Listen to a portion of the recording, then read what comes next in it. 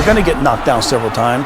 That's like the greatest thing I've ever heard. Back in his day, Jose Canseco was one of the best hitters in all of baseball. He's won multiple awards, has been named an All-Star 6 times, has been a part of multiple World Series titles, hit over 450 home runs for his career, and the list of impressive feats just goes on and on. As a lot of people now know, however, Jose Canseco was on the juice. Heavily. According to Jose himself, not only did he take steroids, but he took them pretty much every single year other than one. He'd go on to retire in 2001 and rat out all the steroid users he knew of, and it doesn't stop there. Jose Canseco has become more of a known figure in today's world by people who don't even know anything about baseball. And it's for all of the wrong reasons. The performance-enhancing drugs must have gotten to Jose's head, because over the last few years, he has said the most random and bizarre things on Twitter, and that is not all. From the days his baseball career started all the way to now, Jose Canseco has been a pretty controversial person, and not just for steroid use. Throughout his life, Canseco has gotten arrested several times for several different reasons, used steroids arguably more than anyone, snitched on players who he himself injected steroids into, has become an off-brand boxer, tweeted about aliens, tweeted that he's died and came back to life, has taken several shots at Alex Rodriguez on Twitter, and more.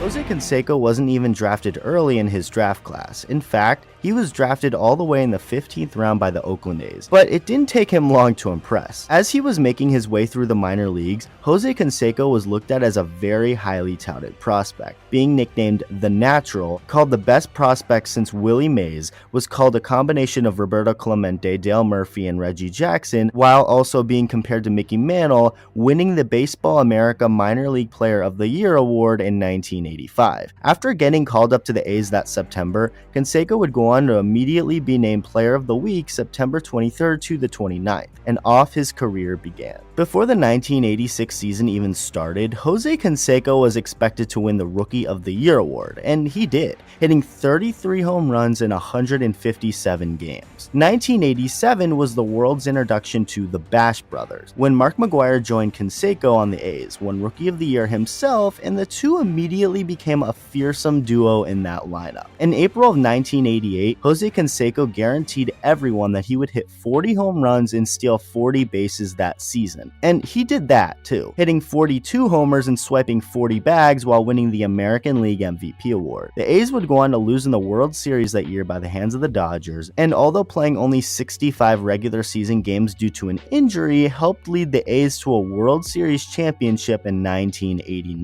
1990 featured another pennant-winning Oakland A's, with Canseco getting benched in Game 4 of that year's Fall Classic. According to Tony La Russa, that was all because of his sore back that had been an issue all year long, along with his injured middle finger. But people suspected the real reason Canseco was actually benched was because his very own teammates asked La Russa to do so in response to Canseco's bad outfield defense that series. Canseco would play 1.5 more seasons in Oakland before getting traded on the on-deck circle. Literally. In the middle of a game and while Jose was about to have an at-bat, he was traded to the Texas Rangers. Canseco would have some really good years in Texas, get traded to Boston where he'd also do well before getting traded back to Oakland in 1997. He'd then sign a contract with the Blue Jays, hit 48 home runs, and then ink a one-year deal with the Devil Rays, re-signing with them for 2000. According to Jose, which you can take this however you want to, part of his Rays contract had a clause that if he were to be elected to the Hall of Fame, he would have a Rays cap on his plaque. Jose would play 37 games for the Yankees in 2000 after getting claimed off of waivers, and joined the Chicago White Sox in the middle of a 2001 season, which wound up being his last. The Montreal Expos signed Canseco before the 2002 season before releasing him, and after trying but failing to make another comeback in 2004, this time with the Dodgers, his big league career was officially done. But as far as his legacy goes, it was far from over. So far, I haven't depicted Jose Canseco in any other way than a really good baseball player, but he's far more than just that, and in many ways, it's not great. Going all the way back to 1989, Canseco was a pretty controversial figure who never failed to get into some off-the-field issues, getting arrested twice that year, once for driving recklessly and leading an officer on a 15-mile chase, with the other being when he was caught carrying a loaded semi-automatic pistol in his car. There was then the time in 1992 when he rammed his Porsche into his then-wife's wife's BMW after they had an argument, getting charged with aggravated battery. 5 years after that, in 1997, Canseco was arrested yet again, this time for beating his then second wife. He was charged with hitting her during an argument in a friend's car in Miami, soon after ordered to stay away from her, someone who was terrified of him, and also told to stay away from their 1-year-old daughter. Canseco and his brother then fought a couple other guys at a Miami bar in 2001, a fight that left a man with a broken nose and another needing 20 stitches for his lip. The two men filed a lawsuit wanting over $1.5 million for the damages and injuries caused to them that night. According to one of the men, Canseco choked him, hit him twice in the face and twice in the back of the head before Canseco reportedly yelled out that he was lucky to be standing and that he's lucky to be alive. While testifying, Canseco proceeded to say that he rarely, if ever, loses his temper, going on to say that he's a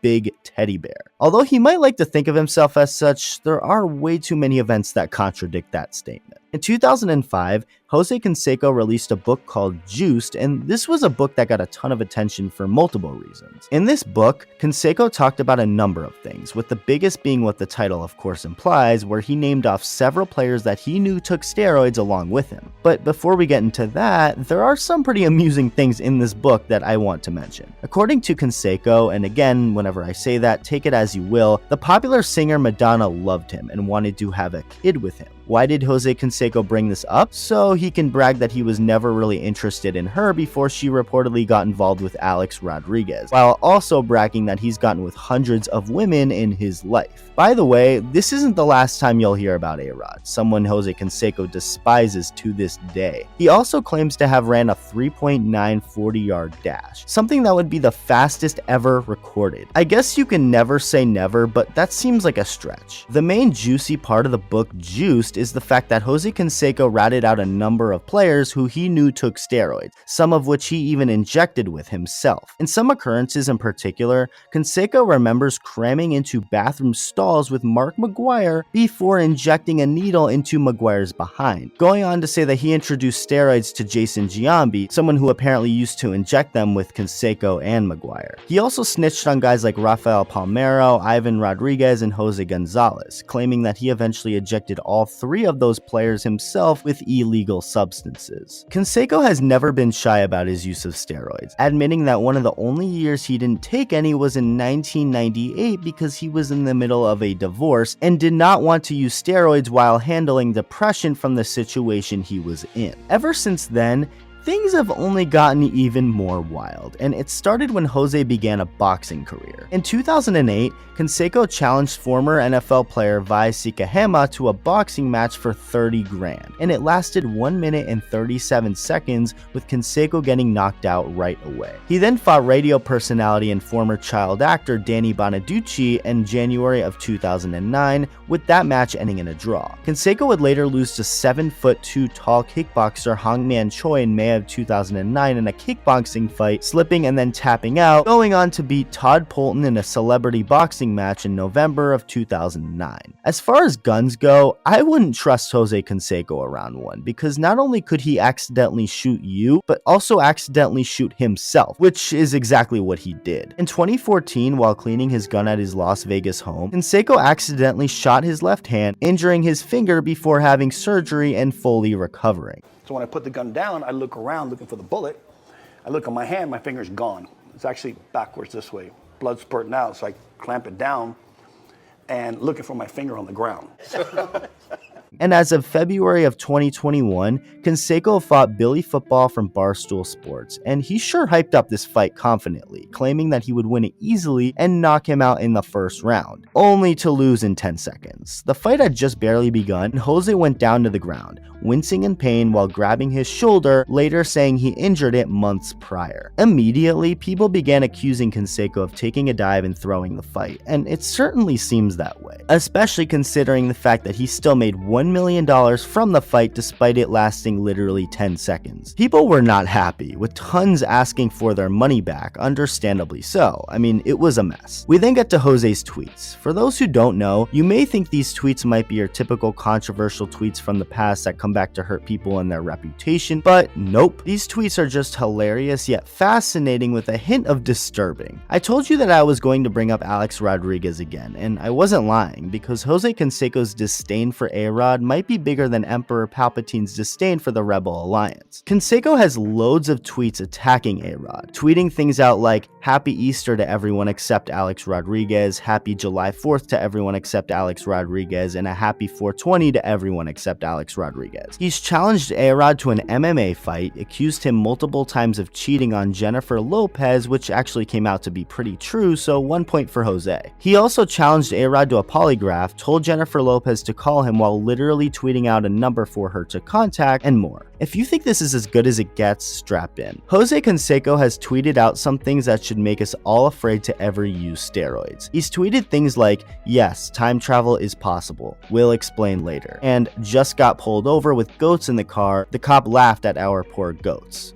Awesome. Canseco once claimed that he was dating Tiger Woods, said that if Earth could control the comet transport system, we will run the Milky Way, says that he sees the inner dragon of people, contemplated marrying a robot from Japan, asked to get these damn robots out of his head, asked if vampires use steroids, claimed that he was in the desert and hears noises at night, charged people to go on a journey to find Bigfoot with him, claimed that some aliens deleted his account, and this is my favorite Jose Canseco tweet. A tweet which read, "I actually died overnight and came back to life. Now I am a vampire and you are my apprentice." Tweeting that before he went on to say that he saw Elvis and Michael Jackson while dead. Jose Canseco has had not only just an incredibly fascinating baseball career, but arguably an even more interesting life as a whole. He started out as one of the best power bats in baseball, to someone who is now doing anything he possibly can to stay relevant off the field. He is undoubtedly one of, if not the craziest and unique characters in baseball history, at least until proven right. Just as he predicted A-Rod to split with J-Lo, when aliens do come to Earth, I guess we'll have to start taking Jose Canseco seriously. There is also footage I found of Jose Canseco getting into the ring with Alex Rodriguez. Nobody has seen it before, and you're about to watch it.